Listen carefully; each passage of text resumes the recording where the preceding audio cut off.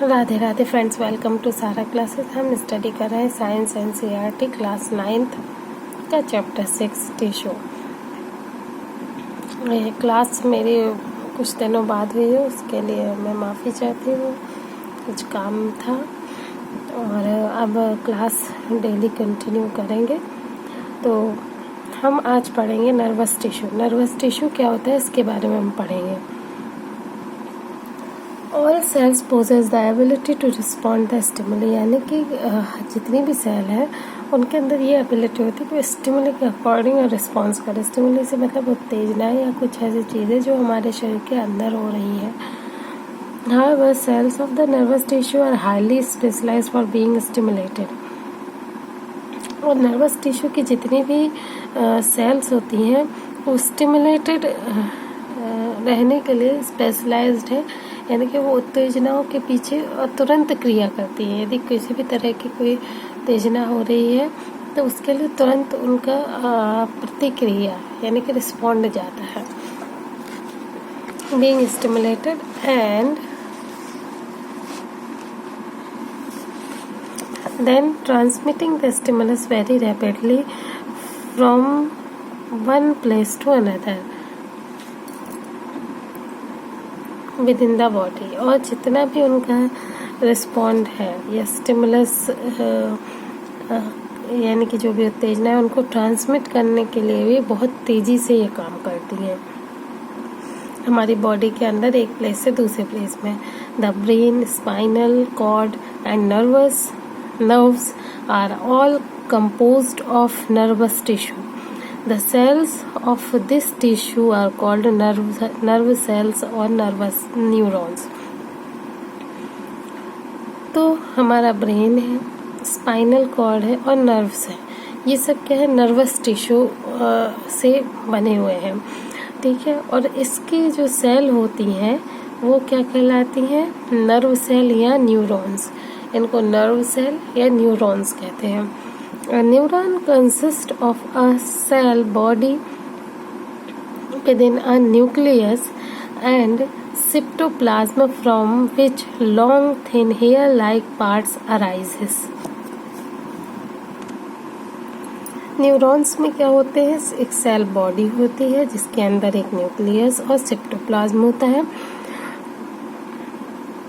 और इसी में से लंबे पतले हेयर लाइक स्ट्रक्चर जो है वो निकलते हैं। जैसे ये है, ये एक सेल बॉडी है, इसके अंदर ये न्यूक्लियस है और ये देखिए पतले पतले से हेयर लाइक स्ट्रक्चर्स जो है वो निकलते हैं। Usually each neuron has a single long part process called the axon and many short branches parts possess called dendrites। अब इस न्यूरॉन में एक लंबा पार्ट होता है, इसको एक्सोन कहा जाता है, ठीक है। और बहुत से छोटे छोटे जो स्ट्रक्चर पतले पतले ब्रांचेस जैसी निकलती हैं इनको डेंड्राइट कहते हैं।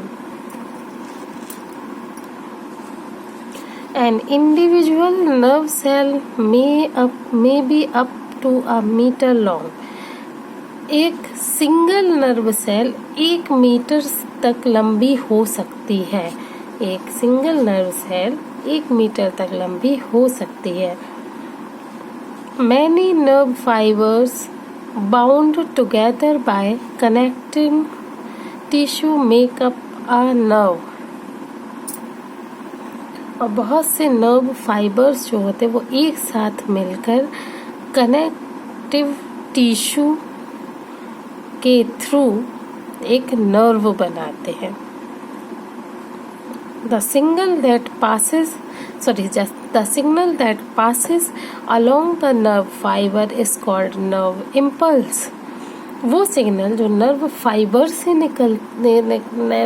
से पास होते हैं उनको क्या कहा जाता है, नर्व इम्पल्स कहा जाता है। Nerve impulses allow us to move our muscles when we want to.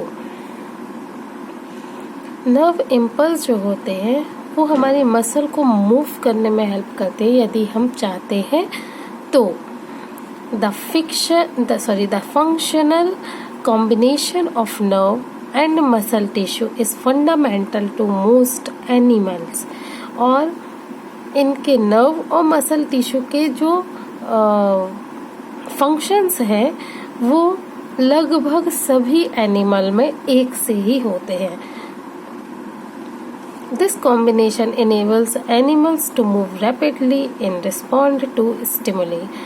और यही कॉम्बिनेशन जो है वो एनिमल को बहुत तेजी से मूव कराता है किसी भी चीज़ की प्रतिक्रिया में। यदि कुछ हो रहा है, कोई उत्तेजना है, कोई चीज़ें हैं, तो उसी की प्रतिक्रिया में ये जो नर्व टिश्यू है ये हेल्प करते हैं। तो ये हो गया हमारा chapter tissue complete. Next class में हम पढ़ेंगे इसके क्विक समरी के बारे में। आज के लिए इतना ही। यदि आपको क्लास पसंद आई हो और कुछ समझ में आया हो तो please please please like share and subscribe my channel. Thank you once again. Radhe Radhe.